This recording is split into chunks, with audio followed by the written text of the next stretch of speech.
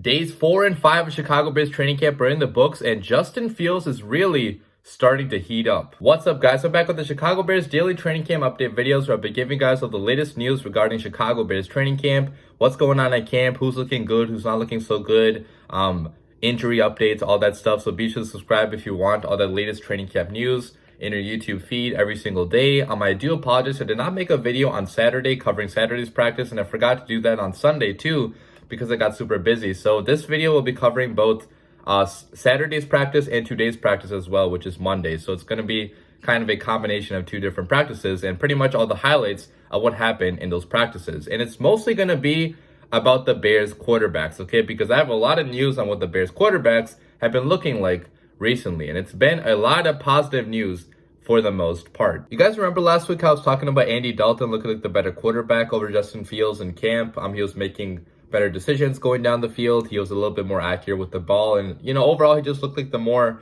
NFL-ready quarterback, which was obviously true, okay? Because in week 1, according to the people there at least, Andy Dalton, for the most part, did look like the better quarterback over Justin Fields, which is really not a surprise to many people because Justin Fields is a rookie quarterback going into his first year in the NFL. Obviously, there's going to be a learning curve. There's going to be some time it's going to need to develop. And pretty much the question was, how much time would it take Justin Fields to get better, okay, to look like an NFL quarterback, to look like that guy he was in college football? And the answer is not that much time, guys, because today in practice on day 5 on Monday, he had a phenomenal session of practice, okay, according to all the fans and the media there, okay? And I'm not going to throw this word phenomenal around lightly because, like you guys know, the last week, I didn't really talk about Justin Fields having phenomenal days of practice, okay? Even though he did improve every single day, he was getting better and making better decisions as the week progressed. It really wasn't anything special, okay? He did have some flashes here and there, but you couldn't really tell that this guy was a generational talent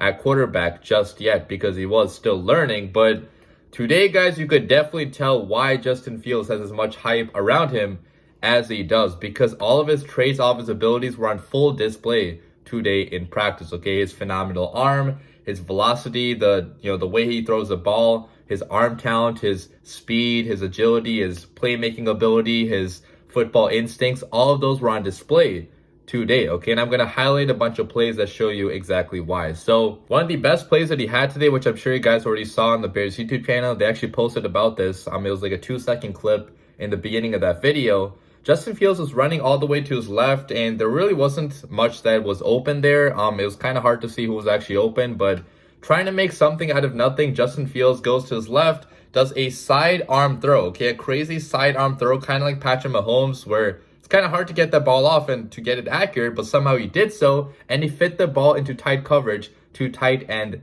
Jesse James. And when I saw that play, I was like, oh my God, man, like this is exactly why we drafted Justin Fields. This is why he has so much hype around him, okay? To make that throw running to your left, that's not a throw that many quarterbacks in this league can do, okay? He tries to make something out of nothing, even when the play seems like it's not going anywhere, which is a very good trait to have in your quarterback, okay? Because the majority of plays that you call, they're going to be busted because of one thing going wrong, okay? Either a lineman missing a block or a wide receiver running the wrong route or something here, something there. Like something is probably going to be messed up. Nothing is ever perfect in the NFL. So to have a quarterback that can make those broken plays and, turn them into positive yardage and actually, take shots down the field, that's something that we've not seen here in Chicago in a very, very long time, okay? Maybe Jay Cutler was the last guy that actually tried to attempt to make something out of nothing, which was honestly sometimes not a good thing because he was often careless with the ball. But if Justin Fields can be smarter with the ball but still attempt these crazy deep shots to bring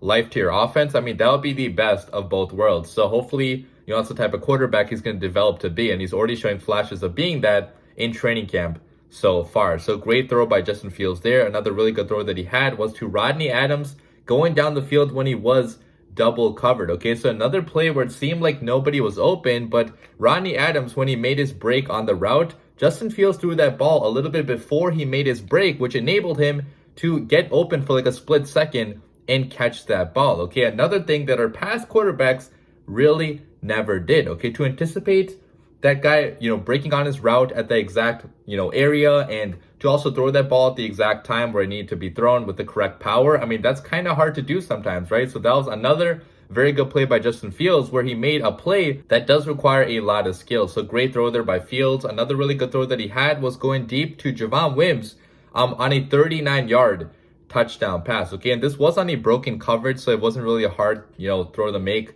for Justin Fields, but to take advantage of that broken coverage to see Javon Wims streaking down the field wide open, that's exactly what you want your quarterback to do. So he took the shot deep. The pass was perfectly on the money, right in Wims' hands, and that was an easy touchdown for Javon Wims. So again, just great play by Fields, recognizing what's open, who's open, making that throw as well. Great play all around, and Wims also somehow catching balls. Okay, in back-to-back days, he's actually had really good hands in training camp so far, so maybe we're also seeing a resurgence from Javon Wims. I don't know about that, but so far it's looking like it. So great play there by Wims and Fields. And then also I do want to highlight Justin Fields using his legs multiple times to escape pressure and pick up the first down when it seemed like there was no other play to be made. So today on 4th and 7, it was on 11 on 11s, and there was really nowhere else to go. The offensive line was playing pretty bad because we had our backup linemen still there, offensive tackles, I should say. So both Tevin Jenkins and Jermaine Ifedi were not playing due to injury, which is kind of worrisome now because it has been over a week, but hopefully they come back later this week. But yeah, our offensive tackle play was pretty bad today, so Fields was under pressure, pretty much the entire day. But multiple times, on 4th and 7 and also on 3rd and 14, he escaped pressure and picked up the first down only using his legs. And that's just the advantage of having a quarterback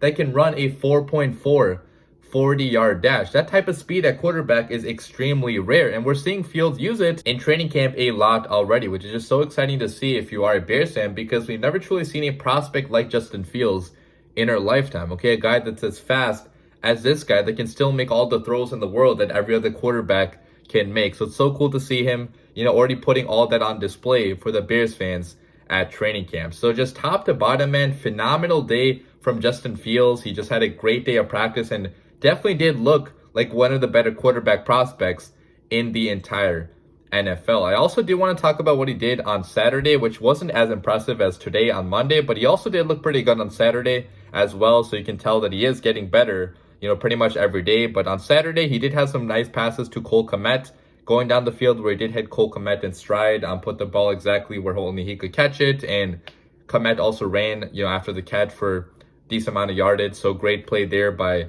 Justin Fields and Kmet. And also later on that practice as well, he connected with Jesse James going down the seam, which was kind of a hard throw to make. A little off balance, he was under pressure as well, but he still fit that ball exactly where only Jesse James could catch it. And just another fantastic catch by Jesse James as well, which I do want to talk about as well, okay? Both our tight ends now, or I should say all three of our tight ends, even Jimmy Graham has looked good on occasion as well. They're all making plays in camp, okay? And both our quarterbacks are really deciding to use them in the middle of the field, which I just really love to see because we haven't used our tight ends enough over the past few years, okay? Last year, we pretty much only used Cole Kmet and Jimmy Graham in the red zone, and we only used Cole Kmet really in the last 6 weeks of the season. So to see Cole Kmet and Jesse James already making a lot of plays, that's so great to see. And also to see, Justin Fields really target his tight ends a lot.